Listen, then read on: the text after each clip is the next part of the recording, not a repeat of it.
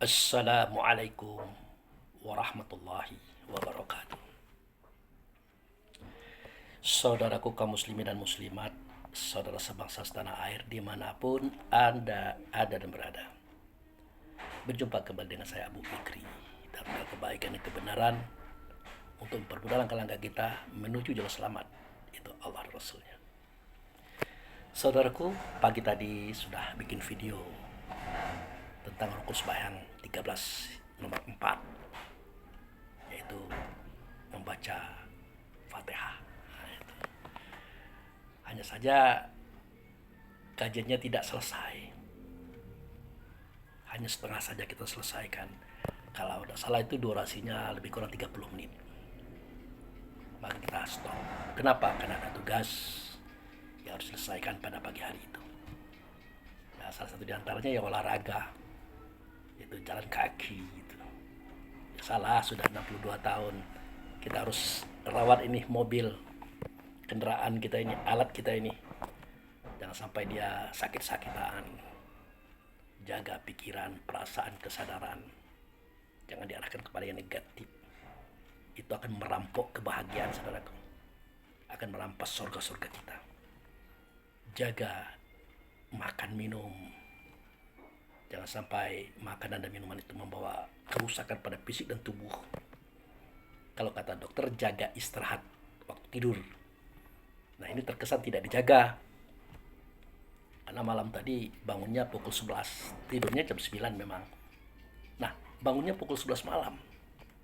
Tidak tidur lagi sampai pagi. Kenapa? Ya karena kita melihat video, melihat kisah dan sejarah. Sudah itu mandi, berdialog dengan Tuhan dan sebagainya. Dan biasanya malam-malam kita bikin video. Tapi karena kita merawat istri yang masih sakit, kadang-kadang kita sedang ceramah dia manggil. Kita bawa dulu ke belakang, kita antarkan dulu. Jadi kan kurang keren seperti itu. Makanya saya cari kesempatan setelah dia sholat subuh, dia tidur. Nah, waktu itu saya buat video. Nah, sekarang sudah zuhur nih. Beliau lagi istirahat siang. Tapi dimaklumi di sebelah rumah orang bekerja, ada tukang. Akan terdengar nanti suara martil, suara seng, suara macam-macam. Jangan dengarkan suara martil, jangan dengarkan suara seng, tapi dengarkan kajian. Biasa itu. Nah, baik, kita masuk kembali kepada sambungan kajian pagi tadi tentang membaca Fatihah. Kita masuk kepada ayat 5 surat Al-Fatihah. Bunyinya begini. Iyyaka na'budu wa iyyaka nasta'in. Akan engkau kami menyembah, akan engkau kami meminta tolong. Kalau akan itu kan belum. Nah, dikendaki kita selalu, bukan sudah, selalu. Kalau sudah minta tolong berarti berakhir kita. Selalulah minta tolong kepada Allah. Caranya, ya menyembah Allah dulu. Jangan minta tolong tanpa ada penyembahan, tidak boleh. Tapi kan tidak mungkin Pak Abu menyembah Allah. Ya kenapa? Allah kan tidak berbentuk, tidak berupa, tidak bersuara, tidak berkata, tidak sama dengan segala sesuatunya. Ketika Pak Abu mengatakan sembah itu ada 6. Ya, melaksanakan semua perintahnya, menjauhi semua larangannya, mencontoh semua perbuatannya yang dia contohkan, pergi kalau disuruhnya, datang kalau dipanggilnya, diam kalau ada ilmu daripada dia. Nah, itu bagaimana kalau untuk Allah itu? Nah, itu sudah benar saudaraku. Makanya tidak mungkinlah manusia itu berdialog langsung dengan Allah. Pasti melalui para rasul, para nabi, atau di balik hijab. Nah, inilah yang pernah kita ceritakan selama ini. Allah tidak nyata, mereka nyata para rasul. Allah dan Rasul atau Alhamdulillah tidak nyata, mereka nyata pada ayahanda Adam. Ayahanda Adam tidak nyata juga, melainkan nyata pada putra-putra beliau, Nabi Idris, Nuh, Hud, Saleh, Ibrahim, Ishak, Yakub, Yusuf, Ayub, Suhaib, Musa, Harun. Daud Sulaiman, Zulkifli Yunus, Ilyas Ilyasa, Zakaria Yahya, Isa, terakhir Muhammad bin Abdullah. Itulah putra-putra beliau yang menjadi rasul-rasul. Ingat ya, rasul-rasul. Kalau rasul ini rasul kan oleh Allah itu adalah ayahanda Adam satu-satunya. Tapi utusan daripada utusan atau rasul-rasul itulah dari Nabi Idris sampai Nabi Muhammad. Nah, kita dapatkan informasi tentang Allah dan Rasul via ayahanda Adam itu dari Nabi Muhammad, tertuang pada kitab Quran, tertuang pada kitab hadis. Nah, itu meskipun dia adalah dua pusaka abadi kata sebagian orang, tapi kita tetap hati-hati terhadap pemahaman yang ada di dalamnya. Baik itu Quran, apalagi hadis, itu ada campur tangan manusia, saudaraku, di dalamnya itu. Kalau kata suci Nabi Muhammad dari Jibril itu tidak ada masalah. Tidak mungkin ada kebohongan daripada beliau. Tetapi setelah jatuh kepada manusia, itu persoalannya. Makanya perlu kita hati-hati. Nah, kembali kepada iyyaka na'budu wa iyyaka nasta'in, akan engkau kami menyembah. Artinya kita mentaati Allah, mentaati Rasul, menjauhi larangan Allah, menjauhi larangan Rasul, mencontoh perbuatan Allah yang nyata pada Rasul, tapi lebih nyata lagi pada ayahanda Adam, akan lebih nyata lagi pada Nabi Muhammad. Tapi terasa keberadaan itu pada diri kita. Itulah sifat. Itu saya ceritakan tadi. Nah, itu. Nah, jadi kalau untuk penyembahan itu ya kepada Allah Rasul yang nyata pada ayahanda Adam, via para putra-putranya beliau, karena kita adalah hidup setelah Nabi Muhammad, maka kita adalah kaum Nabi Muhammad, umat Nabi Muhammad. Kita mengikut beliau, mencontoh beliau. Yang contoh-contoh itu sudah tertuang pada kitab Quran dan hadis. Itu saudaraku. Kemudian wa iyyaka nasta'in, dan kepada engkaulah kami meminta tolong. Nah, dalam hal ini saudaraku, dalam hal ini perlu kita pahami, kita minta tolong kepada Allah dan Rasul nyata pada ayahanda Adam. Ya. Nah, kita lupa, kita selalu minta tolong kepada Allah dan Rasul itu dalam hal duniawi, saudaraku. Perhatikanlah itu. Padahal masalah duniawi itu kita tidak perlu meminta tolong. Tidak perlu. Karena apa yang terjadi pada kita sejak kita dari lahir sampai hari ini hingga mati nanti, garis hidup kita itu sudah digariskan. Ketentuan hidup kita itu sudah ditentukan. Takdir kita itu sudah ditakdirkan sesuai dengan peranan kita masing-masing dalam hidup ini. Itu. Kalau kita dikatakan oleh Allah jadi presiden, maka rasa batin kita akan bergerak menjadi orang-orang yang inti akhirnya adalah jadi presiden. Begitu juga jadi menteri, gubernur, bupati, camat, lurah, dan seterusnya itu. Dan itu akan bergerak sendiri secara otomatis. Karena planning Allah itu tidak pernah salah, tidak pernah keliru. Makanya setiap kita meminta kepada Allah, kalau permintaan itu cocok pada takdir Allah, cocok dengan kesenangan Allah, sesuai ruang dan waktunya, dapat. Tapi kalau tidak sesuai dengan ruang dan waktunya, tidak dapat, saudaraku. Walaupun kita berdoa panjang lebar, berlama-lama. Nah, itu. Kok bisa jadi begitu, Pak? Lah iyalah. Tidak usah jauh-jauh, saudaraku. Kita lihat saja.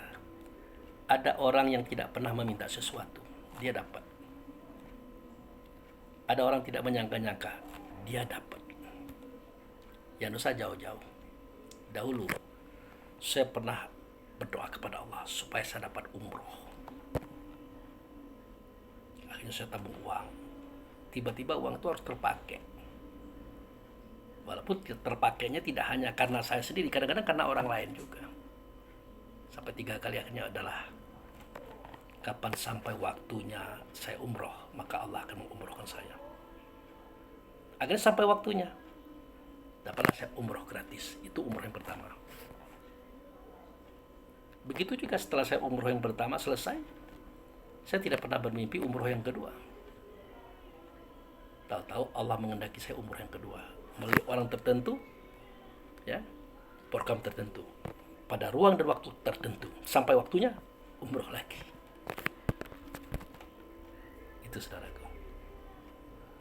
Nah, kalau itu kan Pak Abu pernah berdoa dulunya, mungkin terkabulnya hari ini. Nah, mari kita lihat kasus daripada kisah Gus Miftah mengatakan goblok kepada seorang pedagang ST yang ada hadir pada acara pengajian Gus Miftah. Pernahkah pedagang ST itu merasa atau mengetahui pada hari itu dia akan digobloki, akan ditertawakan oleh beberapa habib di samping Gus Miftah? Pernahkah pedagang es itu tahu? Nah, terjadi. Pertanyaannya, kenapa terjadi? Kenapa? Karena Allah tidak memberikan dia uang yang banyak, rumah, kendaraan, tidak menolong dia bisa menyekolahkan anak-anaknya. Caranya digoblokin oleh Gus Miftah. Real kan? Nah, sudah digoblokin itu dia kan sedih. Dia merasa dihinakan di tengah orang ramai, kok begitu. Nah, dia sebatas sedih. Dia tidak pernah berpikir kalau dapat uang banyak, dapat rumah, dapat kendaraan anaknya di sekolah kan. Tidak pernah dia berpikir ke sana. Ya bagaimana? Dia cuma jual ST. Tapi karena garisnya sudah sampai, waktunya sudah sampai, maka itu terjadi, saudaraku. Nah itu. Bahkan dia diumrohkan orang juga kan. Sekeluarga. Nah, yang lebih terang lagi, dunia sepak bola. Semua kesebelasan itu adalah kesebelasan hebat, dibiayai dengan uang yang besar, dana yang mahal. Dilatih oleh tokoh-tokoh bola profesional di klub-klub hebat dunia.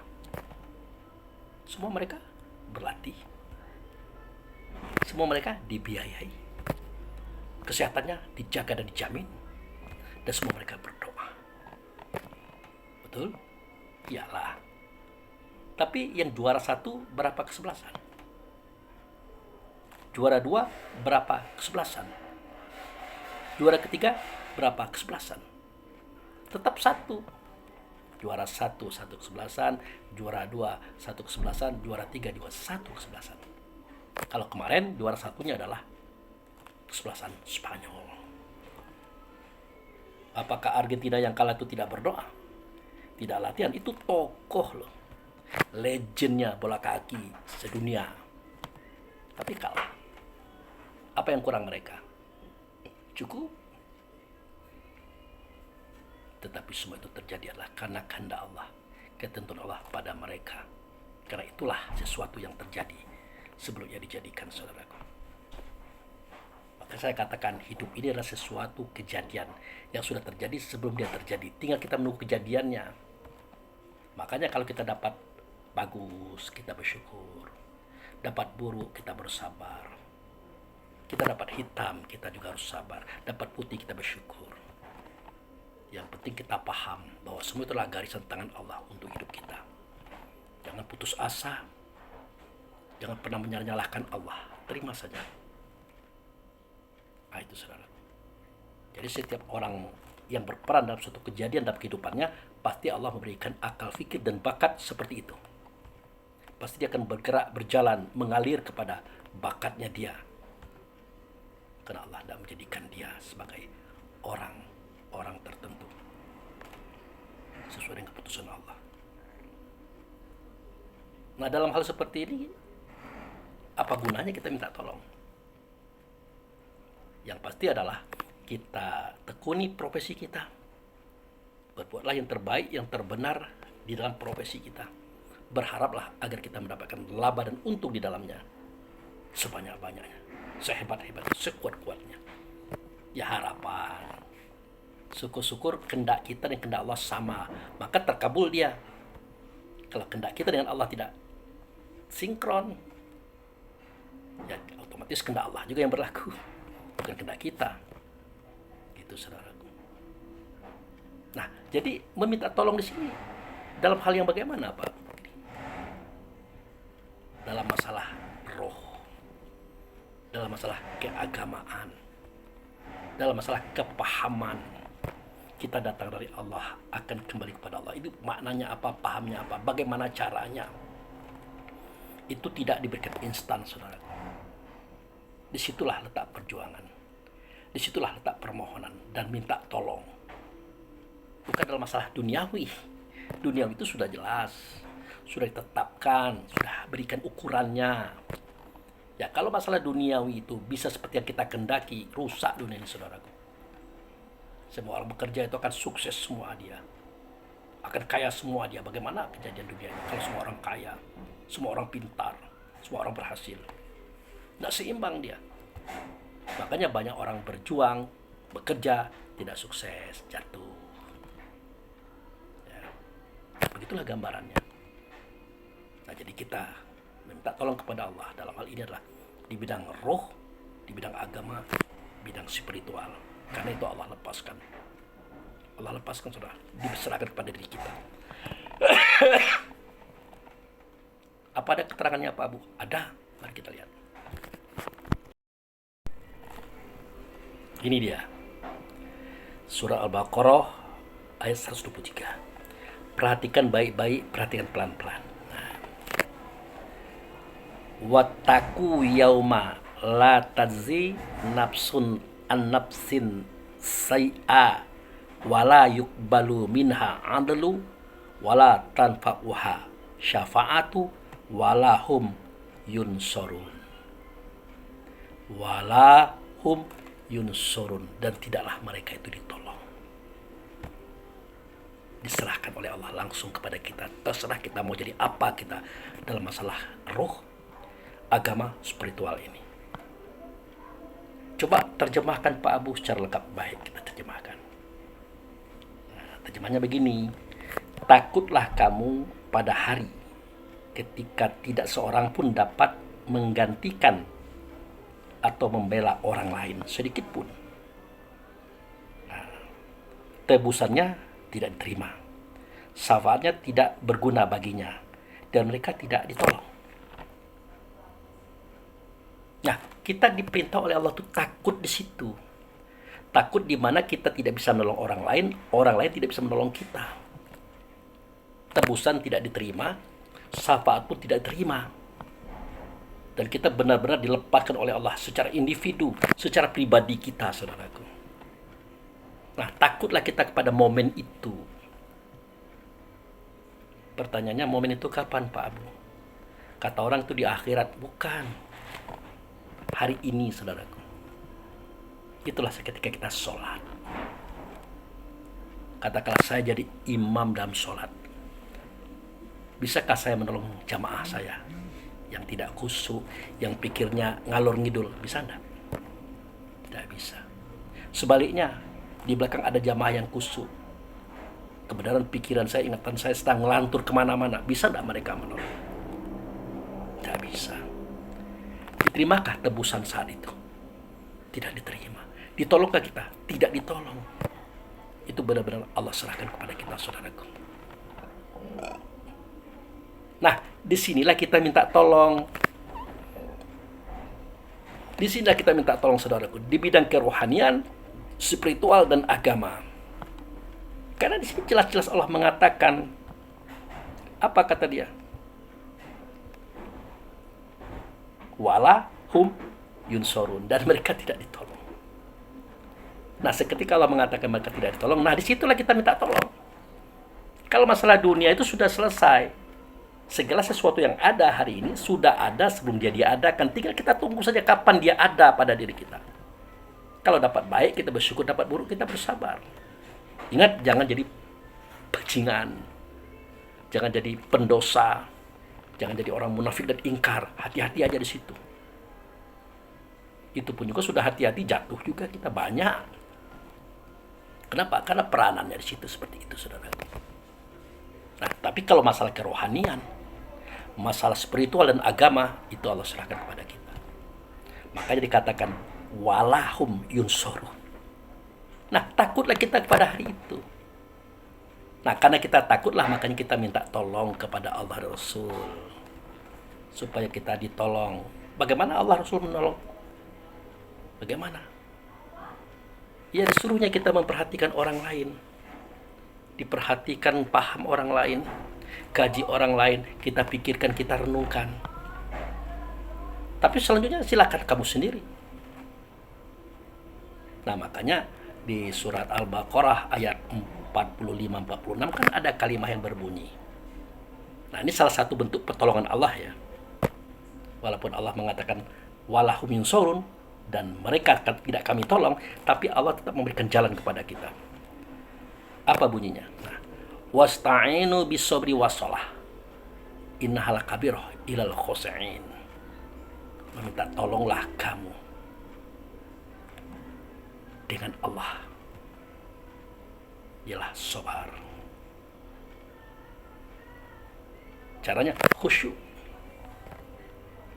Jadi kita minta tolong kepada Allah itu tidak bisa, saudaraku, tapi dengan sabar. Makanya wasta'inu bis-sabri was-shalah. Meminta tolonglah kepada Allah dengan sabar. Lalu sabar ini siapa? Sabar ini adalah nama Allah yang tidak nyata. Dia yang nyata pada ayahanda Adam.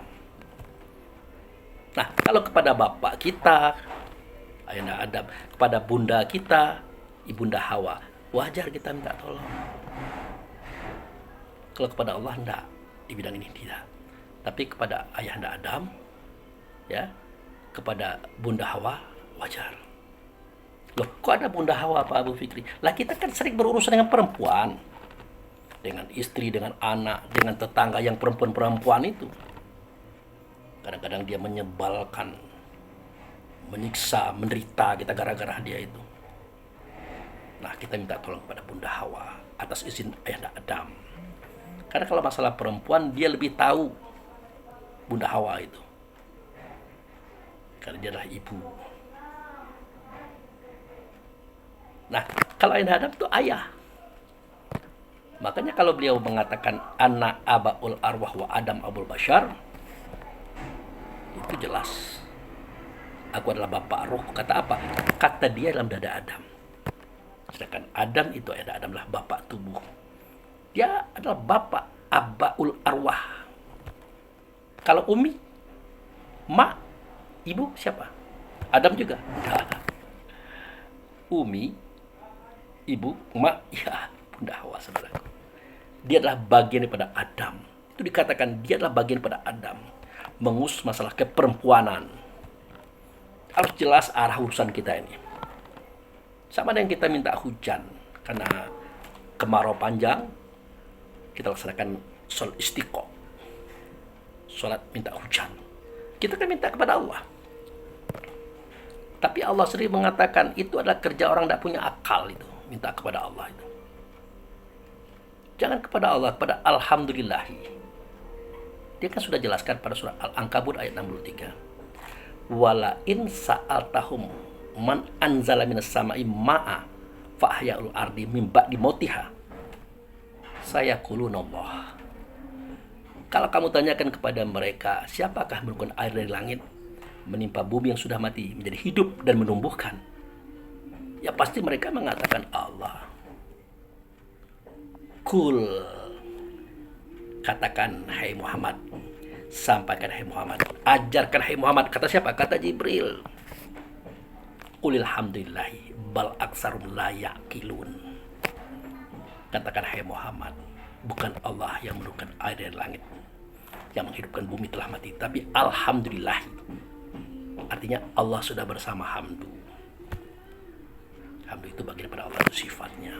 Tapi kebanyakan mereka tidak mempunyai akalnya untuk belajar, untuk memahami. Selalu aja, ya Allah, ya Allah, ya Allah. Tidak lagi. Tapi alhamdulillahi, mohon hujan diturunkan. Atau sebaliknya, kita sedang kenduri, tenda berhutang, organ tunggal berhutang, semua bahan makanan dihutang. Semuanya hutang semua. Kita janji akan bayar setelah acara pernikahan anak kita. Tapi hari mendung berat.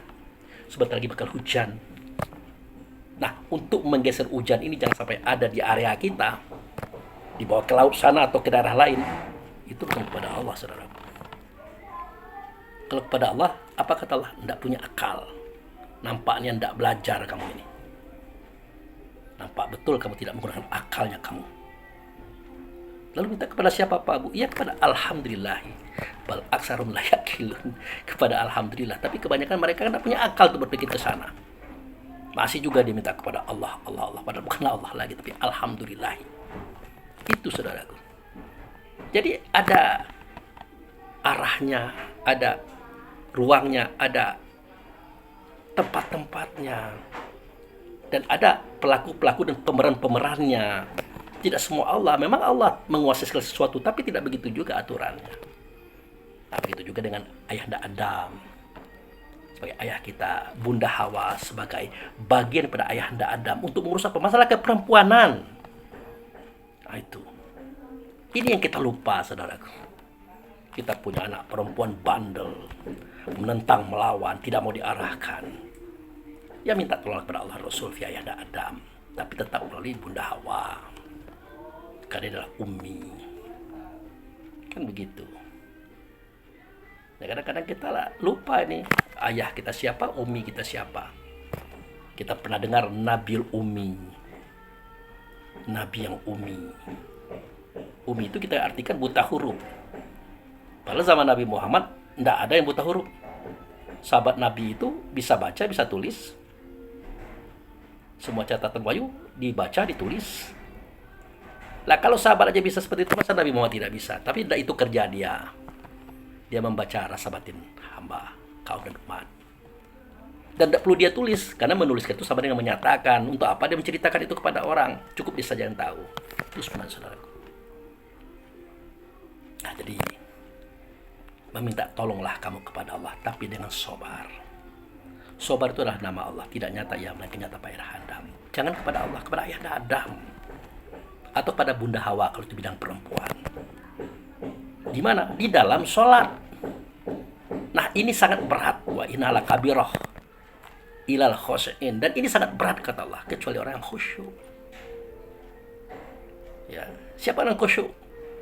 Allazina yazununa annahum mulaqu rabbihim wa annahum ilaihi raji'un. Mereka yang punya zon, persangkaan, persepsi bahwa pada saat itu dia sudah bertemu ayahanda Adam, wujud serta Allah Rasul. Waktu itu mereka benar-benar bertemu dengan Tuhan, saudaraku. Waktu itu mereka benar-benar sudah kembali, saudaraku. Inilah rahasia yang tidak dibuka oleh kebanyakan orang. Bukan tidak dibuka, memang tidak terbuka karena tidak sampai pengetahuan orang ke situ. Karena kita ditenggelamkan di dalam dunia syariat, di dalam dunia buku dan tulisan. Padahal Allah itu bersuara berkata kepada kita tidak menggunakan huruf, kata, kalimat, apalagi bahasa, tapi dalam rasa. Nah itu saudaraku. Jadi kalau kita mau minta tolong kepada Allah dan Rasul, itu tidak mungkin. Walahum yunsorun, dan mereka tidak ditolong oleh Allah Rasul, tapi akan ditolong oleh wujud serta Allah Rasul adalah ayahanda Adam. Maka minta tolong kepada Allah dengan dia. As-sobar itu kan dia. Banyak penderitaan ayahanda Adam itu, walaupun dia wujud serta Allah. Mana anaknya mati dibunuh oleh anaknya sendiri, mana dia mengurus kaum dan umatnya, keturunannya dia. Ada yang ingkar, ada yang menentang, ada yang melawan. Akhirnya dipukul dianya. Ya contoh kaum Samud. Ya. Nah, kaum Samud dihantam dengan getaran yang sangat kuat, suara yang sangat kuat. Itu petir, mati semua. Dan kaum-kaum yang lainnya seperti kaum Ad dihantam oleh angin yang kencang. 7 hari 8 malam mati semuanya. Bukan enak Adam melakukan itu, atau Gibrail melakukan itu, walaupun itu perlakuan para malaikat atas perintah dia, izin Allah dan Rasul. Bukan enak, saudaraku. Di zaman Nabi Lut, dibalikkan itu negeri yang di bawah ke atas, yang atas ke bawah, mati semua. Tapi karena dia punya jiwa kesabaran, dia kuat. Begitu juga zaman Nabi Nuh. Nabi Nuh aja tidak sanggup, Ketika melihat anaknya keplek-keplek sampai tenggelam, dia malah ngomong, naiklah ke atas perahuku. Ini bukan banjir biasa. Anaknya melawan. Akhirnya tenggelamkan oleh Allah Rasul via air bah. Apa kata Nuh? Ya Allah, itu anakku, itu keturunanku, itu keluargaku. Dijawab oleh Allah dan Rasul yang nyata pada Adam. Kau itu jangan bodoh. Jangan ngomong orang jahiliyah. Kan kau sendiri minta binasakan mereka itu satu pun yang tersisa. Itu kan satu tadi. Supaya tidak tersisa, ya ditenggelamkan. Nangis Nabi Nuh, menyesal. Minta ampun dia. Itu saudaraku. Jadi Allah dan Rasul tidak menolong kita kecuali melalui as-sabar. Di dalam sholat itulah ayahanda Adam, saudaraku.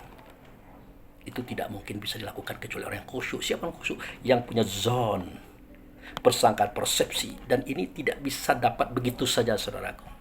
Harus dilatih, diasah, diulang-ulang. Maka wirid itu, mengaji itu artinya mengulang-ulang. Jangan itu saja yang diceritakan. Tingkatkan, tumbuh kembangkan. Masukkan semua sistem pengetahuan dan ilmu untuk memperkuat apa yang kita pahami, saudara, dalam agama ini. Kita tidak, kalau bukan rukun sembahyang 13, sifat 20, harus muslim tidak mau belajar lagi. Padahal buku-buku itu ribuan banyaknya, jutaan banyak, miliaran banyaknya. Semua adalah hasil pemikiran manusia. Ada manfaatnya bagi kita, ada mudaratnya juga ada. Nah, ambil yang bermanfaat kan bisa saja. Gitu, saudara. Nah, jadi kepada engkau ya, iyyaka na'budu wa iyyaka nasta'in. Nah, jadi kita menyembah dulu. Dalam artian kita taat dulu kepada Allah dan Rasul. Jauhi larangannya, contoh perbuatan yang dia contohkan. Pergi kalau disuruh, datang kalau panggil, diam kalau ada ilmu daripada dia. Itu saja. Itulah syarat untuk kita bisa minta tolong kepada Allah Rasul yang nyata pada yang ada Adam. Itu syarat, saudara. Kalau tidak seperti itu, ya jangan-jangan ditolong ya. Boro-boro ditolong, malah diusir oleh ayahanda Adam. Ya, diusir. Tentu atas restu Allah Rasul. Contohnya iblis. Nah, di dalam surga loh. Dalam kungkungan wahyu. Kasih sayang Allah Rasul. Tetapi karena dia membangkang, dia ingkar, dia sombong. Apa yang terjadi? Dalam surga diusir keluar. Padahal dia adalah orang yang hebat. Dekat dengan Allah Rasul, Al-Muqarrabun, raja dan gurunya para malaikat. Keluar. Ini bukan raja malaikat, bukan siapa-siapa. Tidak mau kita tunduk kepada ayahanda Adam. Ya selesai urusan kita. Gitu, saudaraku. Nah, jadi iyyaka na'budu wa iyyaka nasta'in, itulah paham dan maknanya. Oke. Nah, baik, kita masuk pada ayat berikutnya. Ihdinas siratal mustaqim. Tunjukilah kami wahai Allah dan Rasulnya kepada ayahanda Adam jalan menuju jalan yang lurus, yaitu Allah Rasulnya yang nyata pada ayahanda Adam yang beliaunya ada di surga. Dari situ kita datang, ke situ kita kembali. Nah, tunjukkan kami ya Allah ya Rasulullah, wahai ayahanda Adam, engkau adalah tempat nyatanya beliau. Tunjukkan kami. Akhirnya ditunjuki oleh Allah dan Rasul melalui sejarah Isra wal Mi'raj. Kan jelas itu. Nabi Muhammad itu adalah orang Mekah. Ya. Di Mekah itu ada Ka'bah. Nah, Ka'bah itu bukan pintu menuju Darussalam. Bukan.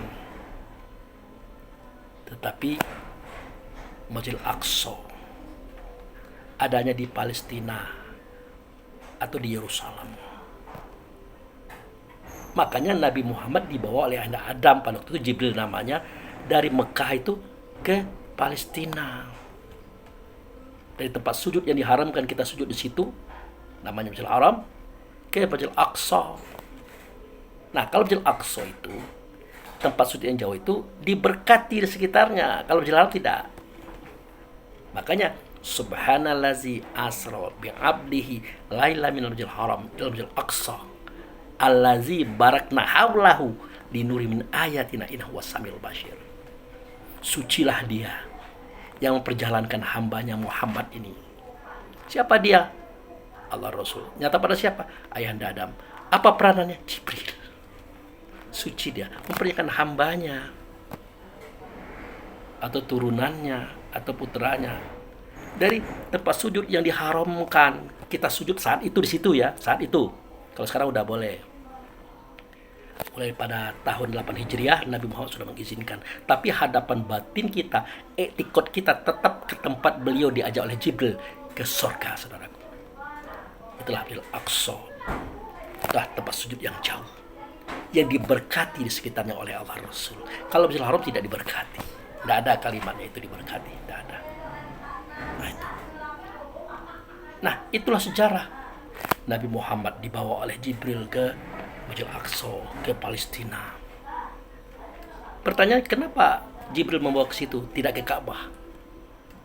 Karena Ka'bah itu bukan pintu langit, bukan tempat naik menuju Allah Rasul. Walaupun kita berfokus ke sana ya, secara syariat, tapi secara etikat tidak. Kita ikut Nabi Muhammad. Nabi Muhammad itu waktu dia sholat pertama kali di Ka'bah itu, setelah patung dibersihkan, disapu, dispel semuanya, beliau kan ada dalam Ka'bah dengan 4 orang sahabat, satu di antaranya Bilal. Nah, kemana dia ngadap? Ke Yerusalem, ke Palestina, ke Al-Aqsa, saudaraku.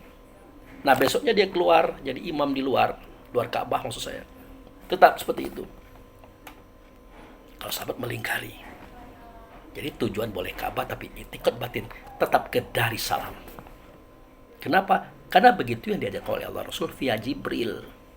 Dari sana Muhammad dibawa ke Masjidil Aqsa di Palestina.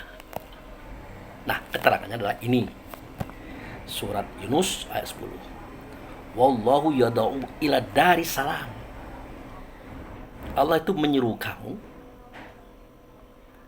dari Darussalam itu, mengajak kamu ke Darussalam. Itu surga, saudaraku. Makanya kemarin saudara saya Ustadz Armen yang tinggal Jakarta, Bekasi ya, dia sempat mempertanyakan, bahkan mengakui bahwa ini adalah paham yang saya dapat kemarin Pak Abu Fikri. Dia bilang begitu. Saya bilang apa itu? Nah, dia baca Allahumma antas salam wa minkas salam wa alaikaidu salam wa hayna rabbana nabi salam wa dakil jannata darussalam. Ya Allah, engkau telah selamat, damai sejahtera. Dari engkau lah datang damai sejahtera, kepada engkau lah naik damai sejahtera. Di mana itu? Ke negeri damai sejahtera. Apa dianya? Sorga, saudara. Disitulah ayahanda Adam bertahta. Disitulah malaikat roh dan sujud kepada beliau atas izin Allah Rasul. Ke sana Allah menyuruh kita. Ke sana Jibril membawa Nabi Muhammad. Tidak ada ke Ka'bah, saudara. Tidak ada. Makanya hati-hati. Boleh kita mengarah kepada Ka'bah, tapi itikad batin kita tetap ke Darussalam. Pintunya, arahnya adalah Masjidil Aqsa atau Palestina. Waktu itu kan belum ada bangunan, Pak Abu. Kok bisa dikatakan Masjidil Aqsa? Lah, Masjidil Aqsa itu kan artinya tempat sujud yang jauh. Tidak mesti ada bangunan, yang penting lokasinya titik sono. Karena di situ ada batu sakrah, tempat nyatanya Jibril mengangkat Muhammad ke Darussalam tadi, saudaraku. Nah, kita minta tolong, ihdinas siratal mustaqim. Tunjukilah aku jalannya lurus. Nah, diajarkan oleh Allah Rasul via Jibril, via Adam. Kita tidak nangkap-nangkap. Para Allah sudah buka. Wallahu yada'u ila Darussalam. Jelas. Jelas itu. Nah, betul. Ada yang menolak, ada yang ragu-ragu. Saya maklumi itu. Karena untuk bisa paham kajian ini, untuk bisa melaksanakannya, hanya orang yang dikehendaki oleh Allah, saudaraku. Ini sambungan ayatnya. Wa yahdi mayyasha ila siratim mustaqim. Nah, Allah menyeru ke Darussalam, tapi untuk orang yang dikehendakinya. Kemana? Ke siratul mustaqim. Ke jalan yang lurus itu di sono, saudaraku. Di sorga itu. Yang di bawahnya mengalir 4 sungai. Disitulah ada ayahanda Adam wujud serta Allah. Disitulah malaikat ruku dan sujud kepada beliau. Dicontohkan sudah. Disejarahkan sudah, dikisahkan sudah. Kenapa kita tidak nangkap-nangkap? Ya mungkin kita terpengaruh oleh kajian syariat. Atau kajian lama yang pernah kita anut. kita takut berubah dan merubah, ya tanyakan kepala batin kita yang paling dalam. Itu saudaraku. Nah, jadi itulah kita minta tunjuk. Kemudian bagaimana caranya diajarkan. Di mana itu posisi surga. Kalau ditunjuk di sono jauh. Tapi kalau dirasakan ada di dalam. Itulah kebahagiaan. Kebahagiaan pemikiran, perasaan, kesadaran kita. Jangan sampai dirampas oleh kemelut duniawi. Sehingga kita menjadi sedih, resah, gelisah karena duniawi. Itu adalah yang merampas kebahagiaan kita. Yang merampas surga-surga kita, saudaraku. Nah, kita tidak bisa memperasa batin kita kepada Allah Rasul via Adam kalau kita tidak sedang bahagia. Artinya kalau tidak dalam surga, saudaraku. Nah, kalimat ihdinas siratal mustaqim, ya itulah lokasinya. Sudah jelas. Tinggal kita berpikir, iya apa tidak. Nah, itu. Nah, kemudian ayat berikutnya. Setelah ihdinas siratal mustaqim, siratal ladzina an'amta alaihim. Siapa itu? Orang-orang yang diberi nikmat, yang sudah sampai ke sana. Siapa itu? Nah, mari kita buka ayat berikut ini, biar kita jelas dan paham. Ini ayatnya, mari kita baca.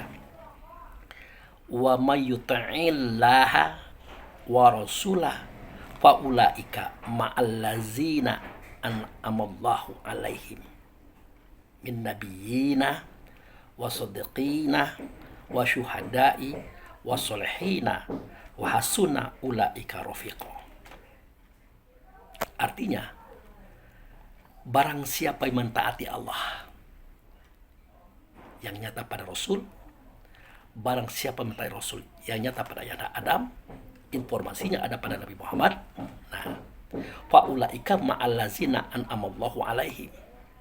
Maka nanti mereka akan bersama-sama dengan orang-orang yang sudah kami beri nikmat atasnya itu. Kami berikan kebahagiaan padanya. Itulah surga Darussalam. Siapa mereka? Itu tadi. Min nabiyina, para nabi-nabi. Wasodiqina, orang-orang yang lurus, jujur, ikhlas, baik, benar. Wasyuhadai, orang-orang yang menyaksikan kepada Allah Rasul dalam kehidupannya. Itu syahid namanya. Wasolehina, para orang-orang sholat dengan baik dan benar. Nah itu. Wahasuna ulaika rafiqo. Nah mereka itulah teman-teman yang baik. Mereka itulah kerabat yang baik. Mereka sudah mendapatkan nikmat daripada Allah karena mereka sudah sampai di surga, saudaraku, bersama Adam. Kenapa? Ya karena kebaikan mereka, kesolehan mereka di dalam keseriusan mencari Allah Rasul sebagai titik kebenaran menuju jalan yang lurus. Itu. Nah, ayat ini dikuatkan lagi dengan surat Al-A'raf ayat 43. Mari kita buka, oke? Ya. Nah, ini dia. Apa bunyinya? Wa nazza'na ma fi sudurihim min ghillin tajri min tahtil anhar. Di tempat yang mengalir air di bawahnya itu 4 sungai, sungai arak, susu, madu, air tawar. Itu adalah surga. Nah, di situ kami cabut penyakit hati dalam dada mereka, dendam kesumat mereka, kemarahan mereka. Di situ tempatnya, saudaraku. Itu adalah surga Darussalam, di tempat Allah menyuruh kita ke sono. Nah itu. Kemudian waqalu alhamdulillahi allazi hadana lihaza. Maka mereka itu berkata, nah siapa yang berkata ini? Itulah para nabi, para siddiqin, para syuhada'i, para solehin yang saya ceritakan tadi. An-Nisa surat 49, apa ayat 49 tadi. Itulah mereka itu. Ngomong mereka. Wa qalu alhamdulillahi. Alif lam itu Allah, hamdu itu adalah sifatnya, itu Rasul. Dia adalah bagi Allah. Itu yang menunjukkan kami ke tempat ini. Alhamdulillahi atau Ahmad atau Akbar yang nyata kepada Allah dan Rasul, dia adalah ayahanda Adam. Itu yang menunjukkan, itu yang mengajarkan kepada Nabi Muhammad mengajarkan kepada kita. Dan ayahanda Adam atau Jibril mengajarkan itu kan tidak tanggung-tanggung, kalau langsung dibawanya itu. Dari Mekah itu dibawanya ke Masjidil Aqsa, langsung naik. Lokasinya Muhammad, ini tempatnya Muhammad. Para malaikat berdiri, ruku, itu langsung duduk dari Allah sampai salam. Dia menghadap pada Allah Rasul yang nyata pada ayahanda Adam, pada gue. Nah itu masanya. Ini jelas. Nah itu. Wa qalu alhamdulillahi allazi hadana li hadza. Para mereka yang mendapat nikmat tadi, ya, dia mengatakan, yang mengajarkan kami, yang mengantarkan kami, menunjukkan kami ke tempat ini adalah alhamdulillahi, pencipta langit dan bumi tadi, yang melakukan air hujan tadi. Itu yang menunjukkan. Tapi dia tidak nyata pada ayahanda Adam. Itu saudaraku. Nah, wa ma kunna linahtadiya laula an hadanallah. Dan kami tidak akan ditunjuki ke tempat ini kalau tidak ditunjuki oleh Allah, oleh Rasul oleh ayahanda Adam, oleh ayahanda Adam melalui Nabi Muhammad yang tertuang pada kitab Quran dan hadis, saudaraku. Itu ceritanya. Makanya agama ini tidak bisa terima-terima saja, dengar-dengar saja, lihat-lihat saja, tapi harus diselami, dipelajari, telaah. Karena kita punya akal untuk berpikir. Itu saudaraku. Laqad ja'at rusulu rabbina. Nah itu dia. Sungguh telah datang Rasul-Rasul Rabbina, Tuhan kami. Siapa itu Rasul-Rasul? Dari Nabi Idris sampai Nabi Muhammad itu Rasul-Rasul. Kalau Rasul ini Rasul kan itu adalah ayahanda Adam. Nah, dia itulah yang mengutus. Siapa dia? Rabbina, Tuhan kami. Naik ke atas namanya Tuhan kami, tapi kalau di bawah Tuhan kami, Tuhan Adam, Tuhan Jibril ayahanda kita. Wanudu antilkumul jannatu urid sumuha bima kuntum ta'malun. Kan jelas sekali saudara. Ini sudah mulai menurun ini. Jadinya ya diserulah kamu semua itu ke sorga yang diwariskan kepada kamu. Jelas kalimat sorga, saudaraku, maksudnya. Nah itu. Ada wanudu antilkumul jannatu, kan sorga. Urid tumuha, yang diwariskan kepada kamu. Kenapa? Bima kuntum ta'malun. Karena amaliyah kamu, karena usaha kamu, karena perjuangan kamu yang aku tidak menolongnya, tapi ayahandamu yang menolongnya. Sebenarnya Allah dan Rasul menolong, tapi oleh ayahanda Adam. Makanya dia tidak mengatakan aku tidak menolong kalian, benar, tapi aku menolong kalian melalui ayahanda Adam. Makanya ada walahum yansurun itu. Dan sedikit pun dia tidak ditolong oleh Allah Rasul, tapi ditolong oleh wujud serta Allah Rasul, ayahanda Adam. Itu cerita sebenarnya.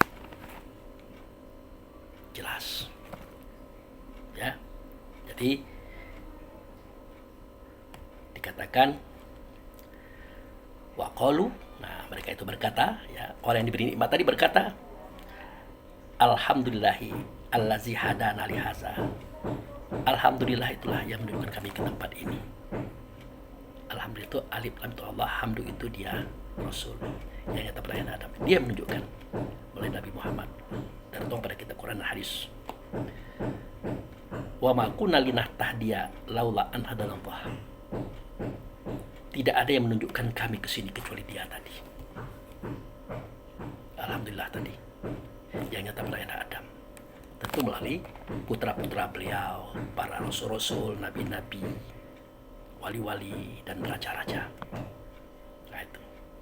Dikatakan lagi oleh mereka, wama kunna linahtadiya laula an hadanallah. Nah kami tidak akan tahu ini kalau tidak ditunjuki oleh Allah dan Rasul yang pada Adam, via para nabi-nabi, rasul-rasul, wali-wali tadi. Kemudian diakui lagi oleh orang yang diberi nikmat tadi. Laqad ja'at rusul rabbina. Nah, sungguh telah datang kepada kami rasul-rasul Rabbina, Tuhan kami atau Tuhan kami. Nah, itu.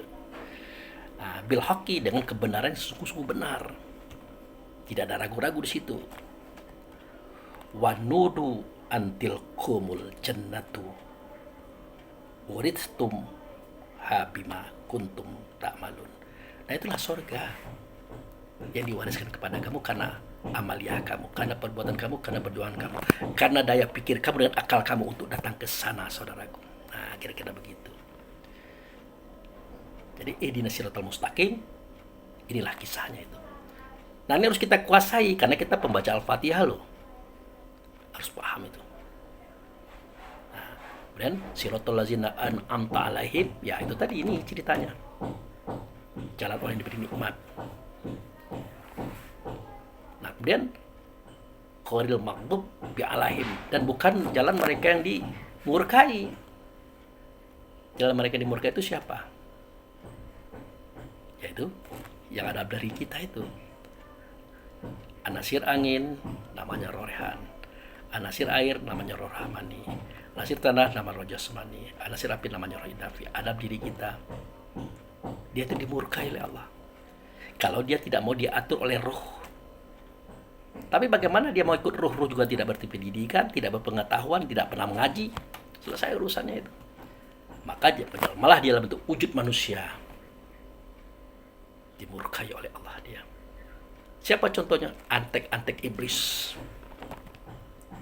ya, yang mengotak-ngatik ayat surat kitab Quran dulu dengan tangannya. Dia tulis dengan tangannya, dia katakan daripada Allah, padahal bukan. Dan berkuar kemana-mana ceramah mengatakan ini dari kitab, padahal bukan dari kitab. Yang berkuar kemana-mana dia katakan adalah padahal bukan dari Allah. Itu sudah ada di tangannya semua, saudaraku. Tinggal kita berpikir dengan akal kita. Itu. Ya. Ini siratal mustaqim, siratal ladzina an'amta alaihim ghairil maghdubi alaihim waddallin. Dan mereka itu adalah orang-orang yang sesat.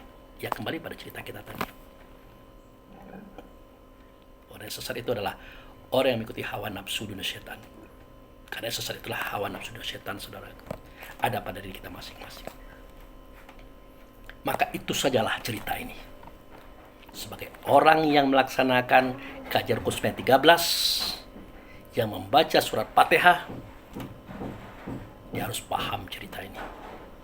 Dia harus berada pada nuansa ini. Dia harus mengerti setiap kalimat Fatihah itu, dia harus mengerti. Demikian saudara-saudaraku, kajian kita pada siang hari ini.